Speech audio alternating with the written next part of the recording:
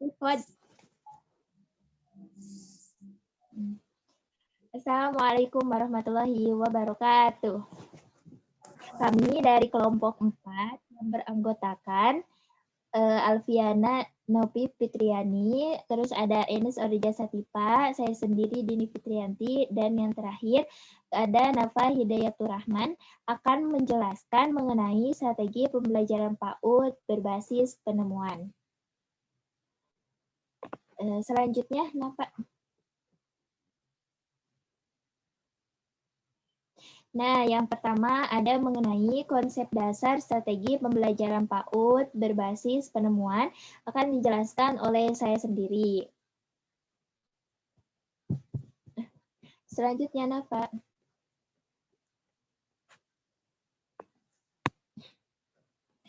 Nah, jadi strategi pembelajaran PAUD berbasis penemuan ini sering disebut juga dengan discovery learning, yaitu strategi pembelajaran yang di dalam prosesnya tidak disajikan suatu konsep dalam bentuk jadi, tetapi peserta didik dituntut untuk mengorganisasi sendiri cara belajarnya dalam menemukan konsep. Dalam menerapkan strategi discovery learning, guru berperan sebagai fasilitator dengan memberikan kesempatan kepada peserta didik untuk belajar secara aktif sebagaimana pendapat bahwa guru harus dapat membimbing dan mengarahkan kegiatan belajar peserta didik sesuai dengan tujuannya. Nah, pada intinya dalam pembelajaran strategi pembelajaran PAUD berbasis penemuan ini, anak-anak itu belajar secara aktif dan juga kreatif. Mereka mencari sendiri dan juga menemukan informasinya sendiri. Tidak mengandalkan dulu. Artinya, jika sebelumnya pembelajarannya itu tidak berpusat kepada siswa, artinya berpusat pada guru, itu berubah menjadi berpusat kepada anak. Segala sesuatu dilakukan oleh anak dengan bimbingan dan juga peran serta dari guru. Nah, selain itu, dalam discovery learning ini, konsepnya itu memang hampir sama dengan inquiry dan juga problem solving. Hanya saja, jika dalam discovery ini, penemuan-penemuan atau penyajian masalahnya itu merupakan hasil rekayasa dari guru, sementara dalam inquiry itu penemuannya itu benar-benar hasil dari anak. Jadi anak itu mencari sendiri, menemukan sendiri sesuatu yang memang sebelumnya belum ada. Nah, sementara problem solving ini lebih menekankan kepada kemampuan anak dalam memecahkan masalah. Nah, meskipun antara discovery, inquiry, dan juga problem solving ini memiliki konsep yang hampir sama, tetapi ketiganya memiliki perbedaan. Seperti itu. Selanjutnya, Pak. Selanjutnya yaitu mengenai karakteristik strategi pembelajaran PAUD berbasis penemuan.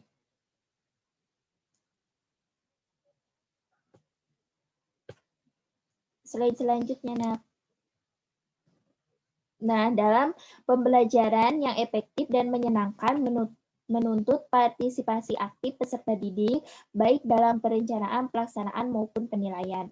Nah, memang dalam pelaksanaan strategi pembelajaran ini, anak-anak itu harus aktif dan juga kreatif, baik itu dalam tahap awal, yaitu perencanaan, hingga tahap akhir, yaitu penilaian. Jadi, segala sesuatunya itu melibatkan anak dan juga melibatkan peran serta anak. Selanjutnya, untuk kepentingan tersebut diperlukan lingkungan yang kondusif yang memfasilitasi rasa ingin tahu peserta didik.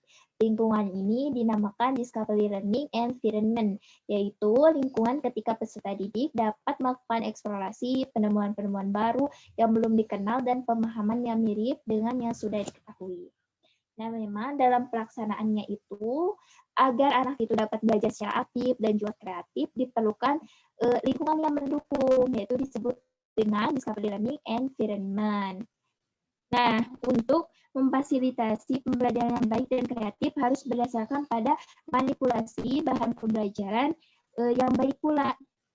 Artinya, bahan pembelajaran yang digunakan itu harus sesuai dengan tingkat perkembangan anak. Tidak asal-asalan lah intinya. Bahan pembelajaran yang digunakan juga harus sesuai agar anak itu dapat berkembang atau mengembangkan setiap aspek perkembangannya itu sesuai dengan tingkatan perkembangannya. Selanjutnya, nah, menurut Brunner, pengembangan kognitif seseorang terjadi melalui 3 tahap yang ditentukan oleh bagaimana cara lingkungannya. Yang pertama, ada yang disebut dengan tahap inektif. Nah, dalam tahap inektif ini, pada intinya, anak itu belajar memahami lingkungannya melalui kemampuan motorik. Misal, melalui gigitan, sentuhan, pegangan. Contohnya seperti ini. Ketika anak misalkan menemukan benda-benda di sekitarnya, dia mencoba untuk memegang, terus menyentuh, menggigitnya. Nah, berarti anak itu sedang berada pada tahap inektif, di mana ia belajar memahami lingkungannya melalui kemampuan motorik. Selanjutnya ada yang disebut dengan tahap ikonik. Nah, tahap ikonik ini tahapannya lebih tinggi daripada tahap inektif, di mana anak tidak lagi mengandalkan kemampuan motorik untuk memahami lingkungan, tetapi lebih kepada gambar-gambar atau visualisasi sesuatu yang mereka lihat. Nah, seperti itu. Jadi anak itu mulai bisa memahami lingkungan hanya dengan menggunakan gambar. Tahap selanjutnya yaitu tahap simbolik. Nah, dalam tahap simbolik ini tingkatannya lebih tinggi lagi daripada tahap ikonik, di mana anak itu menggunakan ide-ide atau gagasan yang sifatnya abstrak. Jadi tidak lagi mengandalkan kemampuan motorik atau menggunakan gambar. Jadi benar-benar anak itu menggunakan sesuatu atau ide atau gagasan itu yang bentuknya abstrak. Jadi mereka itu mengandalkan kemampuannya dalam berbahasa dan juga kemampuannya atau kemampuan logikanya. Contohnya seperti ini. Ketika anak berada pada tahap inektif nih, anak itu belajar memahami lingkungan itu melalui perbuatan. Contohnya ketika anak misalkan bermain jungkat-jungkit, anak itu bergerak ke depan, ke belakang. Untuk apa? Misalkan untuk menyeimbangkan jungkat-jungkitnya itu. Jadi anak itu melakukan atau memahami lingkungannya melalui perbuatan, ya perbuatan tadi. Nah, itu disebut dengan tahap inektif. Jadi anak melakukannya atau memahami lingkungan melalui perbuatan. Contoh yang kedua, misalkan contoh ikonik. Anak itu mulai bisa menjelaskan mengenai konsep keseimbangan hanya dengan gambar atau bagan. Nah, ketika anak sudah mampu misalkan menjelaskan konsep keseimbangan melalui bagan, tidak harus melakukannya, berarti anak sudah masuk kepada tahap ikonik. Selanjutnya yaitu tahap simbolik. Ketika anak misalkan dapat menjelaskan konsep keseimbangan tanpa melihat dan juga tanpa melakukan, artinya mereka hanya mengandalkan kemampuan berbahasa dan juga logikanya, berarti anak sudah masuk pada tahap simbolik. Seperti itu. Selanjutnya, Pak.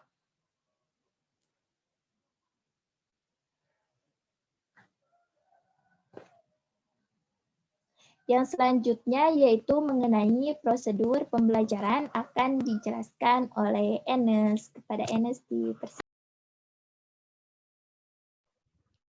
Oke, terima kasih. Nah, materi selanjutnya ini yaitu mengenai prosedur pembelajaran. Next.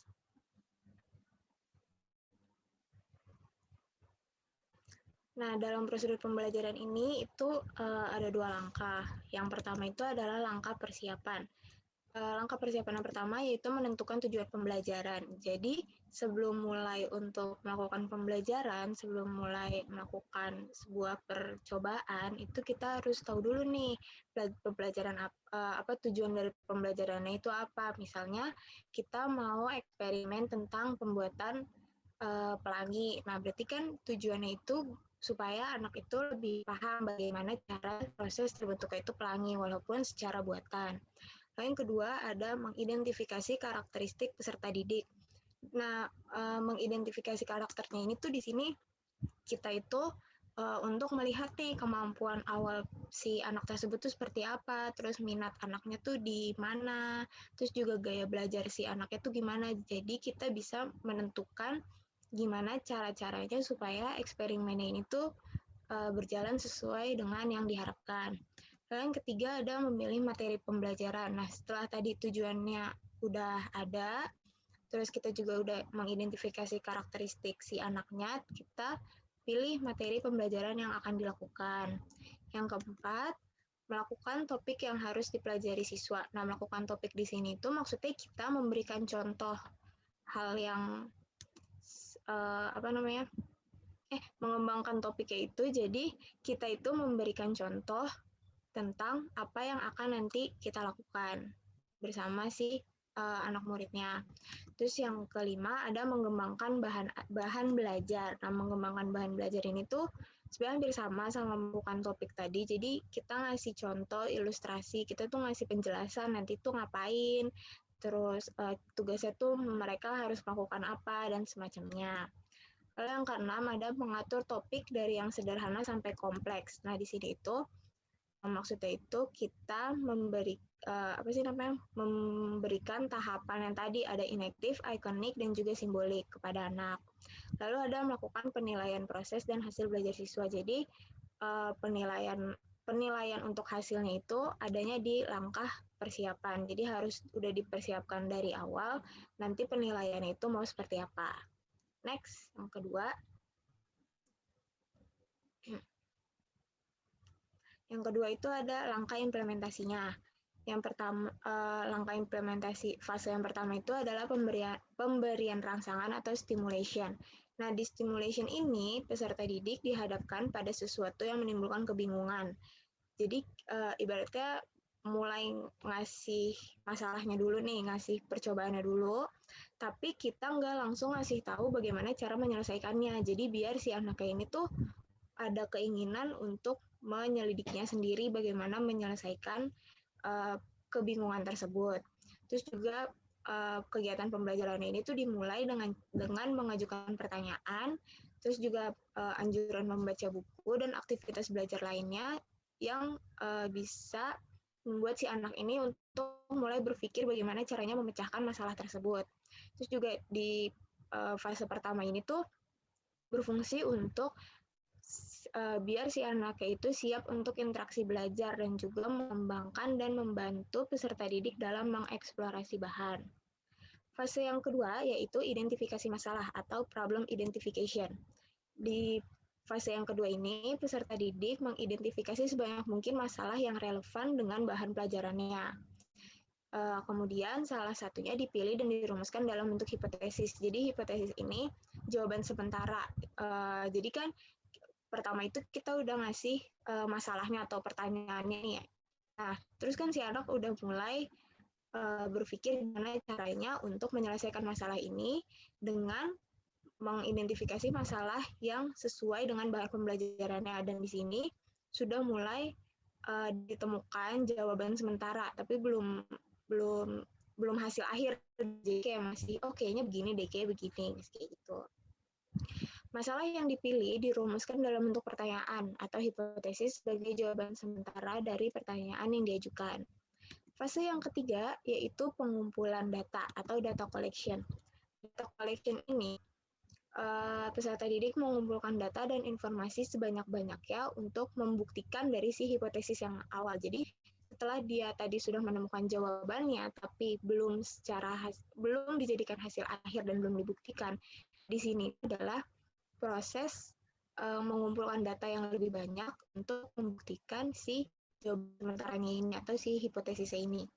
Jadi di pengumpulan data ini tuh berfungsi untuk menjawab pertanyaan dan membuktikan benar atau tidaknya dari hipotesisnya dia yang pertama. Dengan cara mengumpulkan berbagai informasi, membaca literatur, mengamati objek, atau melakukan uji coba. Yang fase yang keempat yaitu ada pemrosesan data atau data processing. Data processing ini yaitu kegiatan mengolah dan menafsirkan data dan informasi, baik yang diperoleh dari yang dia dapat tadi, dari yang uji coba, atau mengamati objek, membaca literatur, dan lain-lain. Informasi ini nantinya semuanya akan diolah dan dianalisis dengan sebaik mungkin. Lalu yang fase kelima ada pembuktian atau verification. Di sini peserta didik melakukan pemeriksaan secara cermat untuk membuktikan benar tidaknya hipotesis yang telah ditetapkan dengan temuan hasil pengumpulan data tadi. Jadi data yang tadi udah dikumpulin, hipotesisnya semuanya itu langsung dibuktiin akhirnya untuk membuktikan bahwa proses belajar tadi itu berlangsung secara efektif, inovatif, kreatif, dan menemukan jawaban dari si masalah pertama tadi. Yang keenam, fase keenam yaitu ada menarik kesimpulan atau generalization. Menarik kesimpulan di sini tuh jadi proses akhirnya udah hasil akhirnya nih udah setelah. Jadi pertama nih dikasih masalah, dikasih sebuah masalah ya, ibaratnya dikasih masalah, dikasih pertanyaan, terus dia awalnya mulai mikir dulu, oh kayaknya ini begini deh. Tapi sebelum menjadi hasil akhir, dicari pembuktiannya dulu, dicari data-datanya untuk membuktikan benar atau enggak. Terus habis itu dibuktiin, ya pokoknya dibuktiin dari yang data yang dia kumpulin tadi sama si permasalahannya itu. Habis itu yang terakhir akhirnya menarik kesimpulan. Jadi di sini udah hasil akhirnya, hasil verifikasinya dari si data-data yang tadi sudah dikumpulkan. Next. Selanjutnya tentang kelebihan dan kekurangan akan dijelaskan oleh Alfi. Silakan. Baik, terima kasih Mas. Selanjutnya ada kelebihan dan kekurangan strategi pembelajaran PAUD berbasis penemuan. Nafa, tolong next. Ada kelebihan. Yang pertama, membantu peserta didik untuk memperbaiki dan meningkatkan keterampilan-keterampilan dan proses-proses kognitif. Nah, karena di strategi ini berbasis penemuan, jadi kebanyakan itu bereksperimen. Jadi dari bereksperimen itu bisa ngembangin keterampilan-keterampilan yang belum dimiliki oleh peserta didik, dan proses kognitifnya juga akan lebih cepat. Yang kedua, ada pengetahuan yang diperoleh melalui strategi ini sangat pribadi dan ampuh karena menguatkan pengertian, ingatan, dan transfer. Yang ketiga, menimbulkan rasa senang pada peserta didik. Nah, karena berbasis penemuan ini, jadi banyak hal-hal yang baru untuk peserta didik. Jadi bakal menimbulkan rasa senang kepada peserta didik. Yang keempat, ada strategi ini memungkinkan peserta didik berkembang dengan cepat sesuai dengan tingkat kecepatannya sendiri. Nah, karena bermacam-macam ya, jadi peserta didik dapat memilih apa yang mereka mau. Next, apa? Yang kelima, strategi ini mendorong peserta didik mengarahkan kegiatan belajarnya sendiri dengan melibatkan akalnya dan motivasi sendiri. Nah, dalam strategi penemuan ini, jadi si anak itu selain memilih kegiatannya sendiri, anak juga dapat bereksperimen dengan kegiatannya itu. Dengan dibantu oleh guru, anak juga dapat berpikir gitu, kalau misalkan kegiatannya itu harus dilakukan sama sendiri gitu. Yang keenam, membantu peserta didik menghilangkan skeptisme atau keraguan-raguan. Yang ketujuh, peserta didik akan mengerti konsep dasar dan ide-ide yang lebih baik. Yang kedelapan, ada mendorong peserta didik berpikir dan bekerja atas inisiatif sendiri. Yang kesembilan, meningkatkan tingkat penghargaan kepada peserta didik. Dan yang terakhir adalah kemungkinan peserta didik belajar dengan memanfaatkan berbagai jenis sumber belajar. Karena kemungkinan dengan strategi ini banyak penemuan-penemuan, jadi belajarnya itu tidak dari satu sumber, melainkan dari berbagai sumber seperti dari gurunya tersendiri, dari media sosial, dan dari teman-temannya juga. Nafa, next. Selanjutnya ada kekurangan dari strategi penemuan ini. Yang pertama, strategi ini menimbulkan asumsi bahwa kesiapan pikiran untuk belajar. Tadi kan dijelaskan bahwa strategi ini perlu persiapan yang matang. Nah, dari pikiran itu anak harus belajar terlebih dahulu sebelum mempraktikkan. Jadi mungkin ini dapat menjadikan kesulitan dari strategi pembelajaran ini. Yang ketiga, strategi ini tidak efisien untuk pembelajaran dengan jumlah peserta didik yang banyak. Nah, mungkin di sini kesulitannya pada guru. Jadi ketika peserta didiknya banyak, guru kurang mengontrol kegiatan tersebut dan bisa terjadi kesalahan-kesalahan yang fatal. Yang ketiga, harapan-harapan yang terkandung dalam strategi ini dapat buyar berhadapan dengan peserta didik dan guru yang telah terbiasa dengan cara-cara belajar yang lama.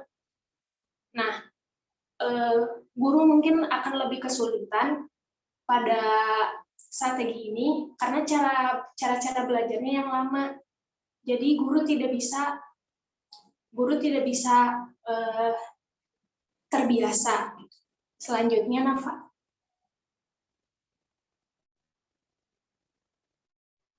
Yang keempat, strategi pembelajaran PAUD berbasis penemuan ini lebih cocok untuk mengembangkan pemahaman, sedangkan mengembangkan aspek konsep, keterampilan, dan emosi secara keseluruhan kurang mendapat perhatian.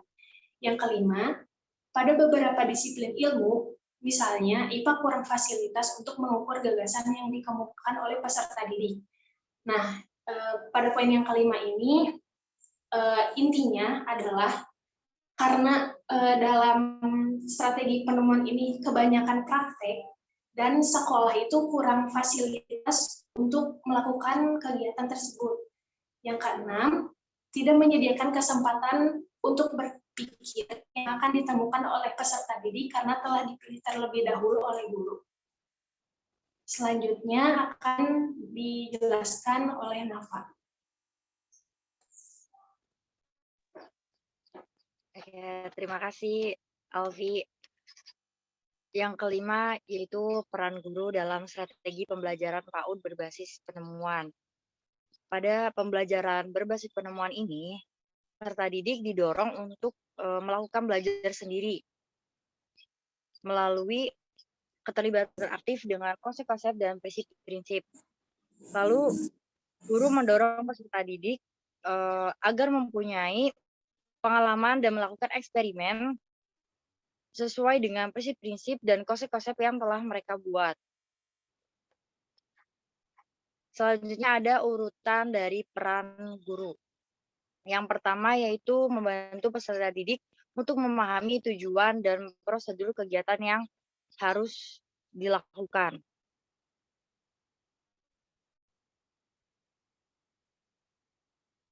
Nah, dalam artian di sini, itu guru membantu peserta didik untuk memahami tujuan dan prosedurnya gitu. Menjelaskan terlebih dahulu bahwasanya tujuan dan prosedur dalam kegiatannya tuh harusnya seperti ini gitu. Udah ada urutannya gitu. Yang kedua, memeriksa bahwa semua peserta didik memahami tujuan dan prosedur kegiatan yang harus dilakukan gitu. Yang kedua ini, guru itu memeriksa bahwasanya semua peserta didik itu harus memahami tujuan dan prosedurnya gitu. Yang tadi udah dijelaskan di penjelasan yang pertama gitu. Yang ketiga, menjelaskan pada peserta didik tentang cara bekerja yang aman. Otomatis di sini guru itu menjelaskan tata tertib atau aturan-aturan yang akan dilakukan pada eksperimen atau kegiatan yang akan dilakukan. Yang keempat, mengamati setiap peserta didik selama mereka melakukan kegiatan. Nah, dalam suatu kelas, peserta didik ini sedang melakukan eksperimen. Nah, maka guru ini tuh harus mengelilingi kelasnya. Supaya apa? Supaya guru ini dapat mengamati setiap peserta didiknya. Bahwasanya peserta didik ini paham nggak akan mereka yang pembelajaran yang akan mereka lakukan gitu, atau eksperimen yang telah mereka lakukan gitu, satu-satu gitu. Semisal ada peserta didik yang tidak mengerti, maka guru itu akan menjelaskan dari awal lagi gitu, tentang tata tertibnya, cara bekerjanya, bagaimana prosedurnya gitu. Yang kelima, memberi waktu yang cukup kepada peserta didik untuk mengembalikan alat dan bahan yang digunakan. Di sini guru memberikan peluang atau memberikan waktu untuk eh, peserta didik mengembalikan alat dan bahan sesuai dengan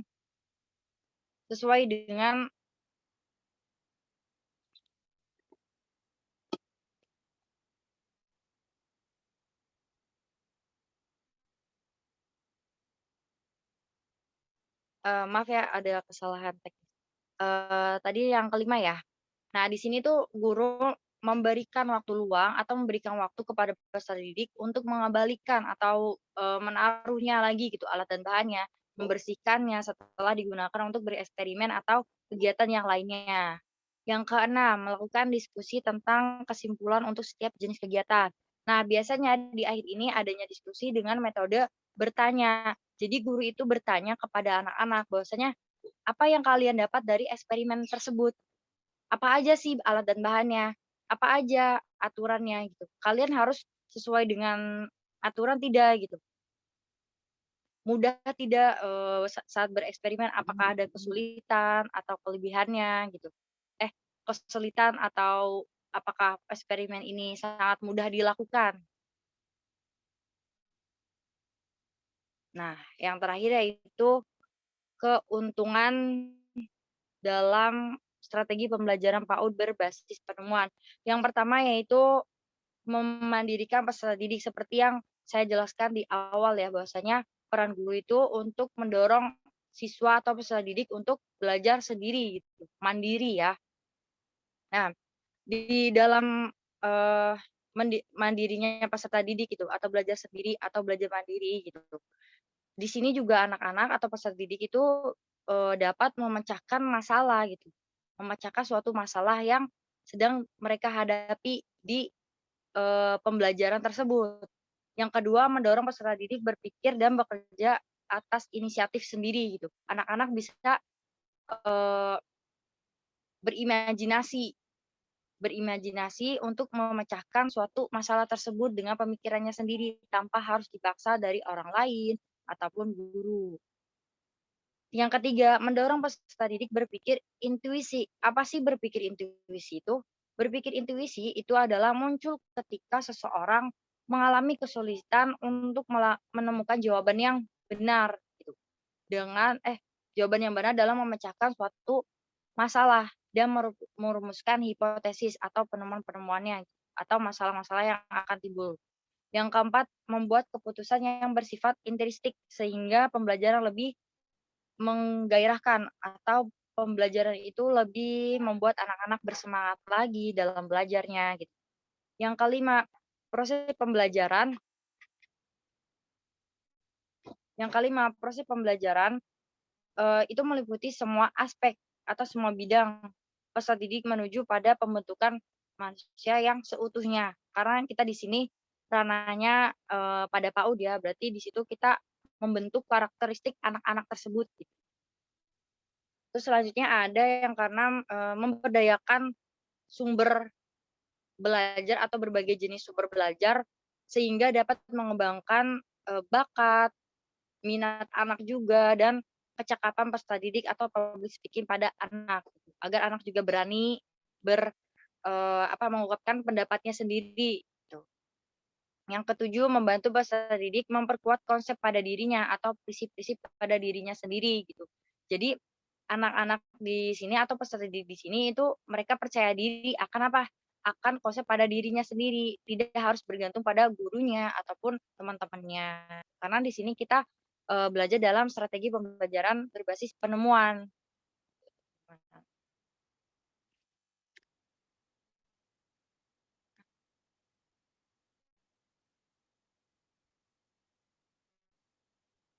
Lalu ada contoh gambar kegiatannya. Nah, ini teman-teman ada contoh kegiatannya. Di sini ada gurunya sedang mencontohkan tentang penemuan membuat pelangi. Di sini tuh ada beberapa pewarna makanan seperti warna merah, hijau, kuning, dan juga ungu. Dan juga ada gelas, 4 gelas untuk pewarna makanan masing-masing, 1 gelas besar untuk pencampuran warnanya, untuk menjadikan di situ jadi satu warnanya. Bukan jadi satu, tapi diurutkan sehingga membuat warnanya itu menjadi pelangi. Nah, sebelum mengurutkan itu, biasanya di setiap warnanya itu dikasih gula pasir. Ada warna merah biasanya itu dikasih 4 sendok makan gula pasir, warna kuningnya 3 sendok gula pasir, warna hijaunya 2 sendok gula pasir, dan warna ungu biasanya hanya 1 sendok gula pasir gitu. Nah, nanti tuh disusun menjadi pelangi dari warna merah dulu, ke kuning, lalu ke hijau, lalu ke ungu. Next. Nah, di sini anak-anak melakukan eksperimennya. Nah, di sini anak-anak sedang mengambil gula pasirnya ya teman-teman gitu, untuk menaruh ke dalam gelas yang sudah ada warnanya.